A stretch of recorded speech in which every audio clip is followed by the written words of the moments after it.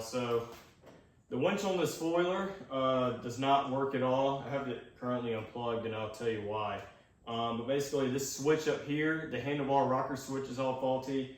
I think the relay is all corroded and stuff and needs to be cleaned out. It does click on, but sometimes it sends power and sometimes it doesn't. So I have to have a little look at that. The winch motor works, but I also had to take the winch out when I was rebuilding the whole foiler, taking the front off and everything. It was stuck in engagement. It wouldn't come in free spool. So I took it apart, I cleaned it, put it all back together, and now it's kind of stuck in free spool. It's a 2,500 pound Warren winch. Anyway, I'm gonna take the gearbox back off and try to figure out why that is. Ignore the mess right here because I'm currently working on jet skis, trying to get the carburetor rebuilt. I'm waiting for the rebuild kit now. So yeah, let me show you what I got planned. So here's the rocker switch here, as you can see, and if you listen, I mean, this thing is just flat out broke. Yeah, it's the relay right there. As you can see, that looks really corroded. And yeah, that's why this cable's all tied up right here, is because it's stuck in free spool. But here's the thing, with replacing it, this switch and just the wires going to the relay is like $90 on eBay and everywhere else I found. I don't know about you, but that is completely outrageous for just a simple handlebar winch switch. So what I have here is one of the old switches that came out of the off-road lawnmower. This is supposed to be a headlight switch for the mower, but when I bought it, I didn't know it was a single pole double throw. I basically used my creativeness, so when I flipped it up, the headlights ran off the battery, and when I flipped it down, they ran directly off the alternator, kind of like a high and low beam. But since I put LEDs in it, LEDs don't really like low current because they flicker a lot. So almost 100% of the time, I would have it running in the battery side. So finally, I just kind of bit the bullet and bought a single pole, single throw switch, put it in there, and just had on and off right to the battery, and took this one out. So a bit closer look at the old switch. As you can see, it's not making any connection crap whatsoever. And these 3 wires going to it. This one has 3 wires, so this way it'll be going in, going out, and then off. So the plug is obviously unplugged at the relay, so there's no power going to it. So, there we go, off. So what we're gonna be doing now is testing which wire has 12 volts all the time. Well, not all the time, only when the key is on.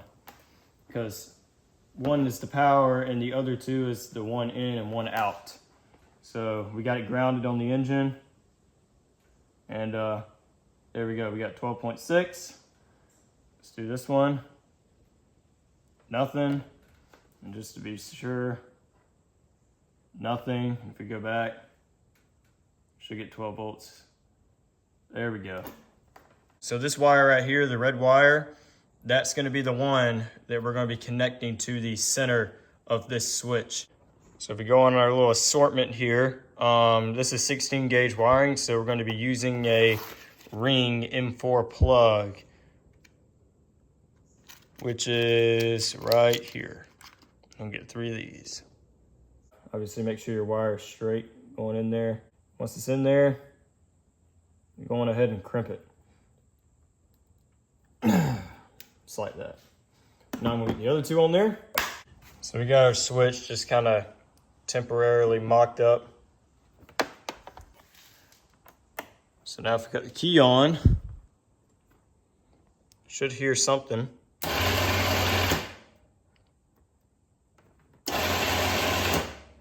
Boom. So now for the tricky part is trying to get this into here.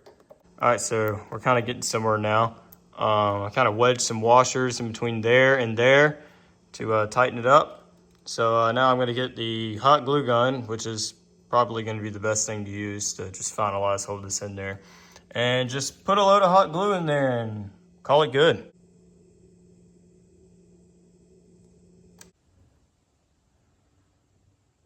All right, so there we go. I know a lot of y'all are gonna really laugh at me. You can laugh at all that lot right in there, but you know what? It works, and I spent $0 on it. And when you steer, it still has plenty of movement.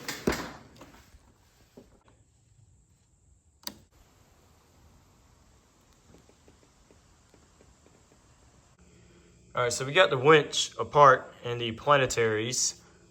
This is the part in here that actually engages and disengages the winch. I'll try to do this so we can film. So right now it's engaged and this is disengaged.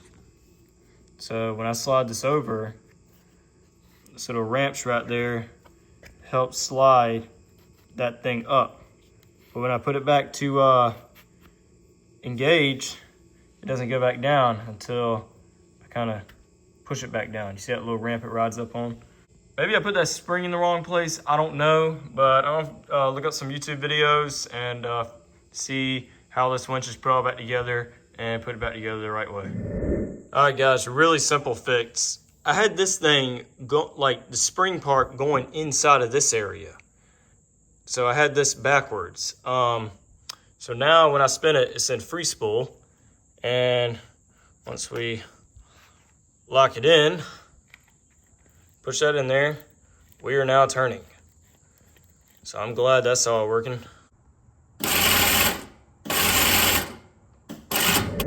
All right, so boom, there we go, all back together.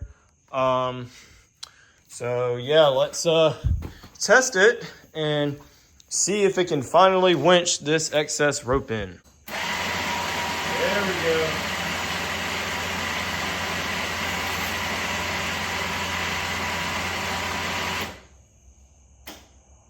I don't know why letting out don't work for some reason. There we go.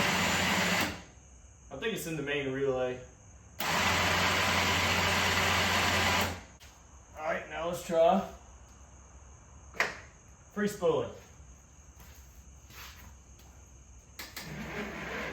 It is very tight, but it will free spool.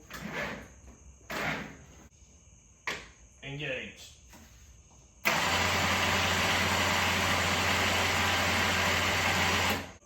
There we go. Perfect. So that's a big accomplishment done. I actually got the winch to actually work because before it wouldn't do anything.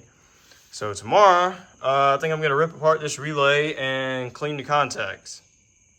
All right, so I went over with the wire brush like that and just kind of cleaned up those terminals. So now I'm kind of cleaning up all these wires.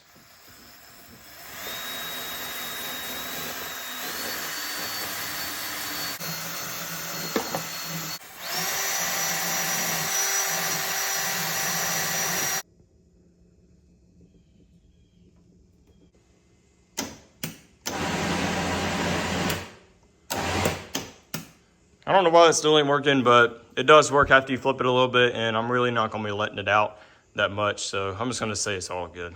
So now since I got the winch fixed, we are out here in the real world to test it and see how it does.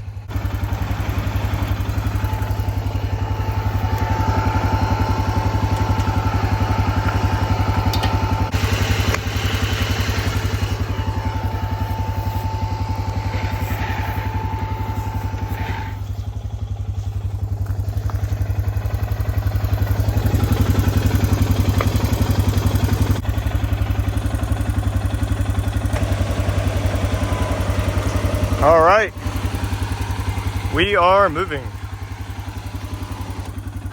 But to simulate we're in a mud hole, let's hit the brakes.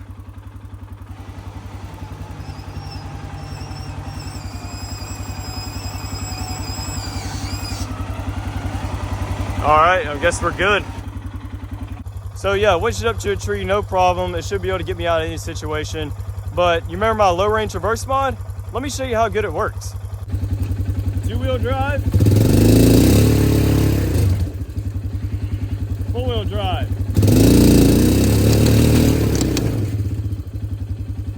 four-wheel drive lock. There is no way high range reverse would have done that. What's also nice is that you can keep the switch on while you're off doing something.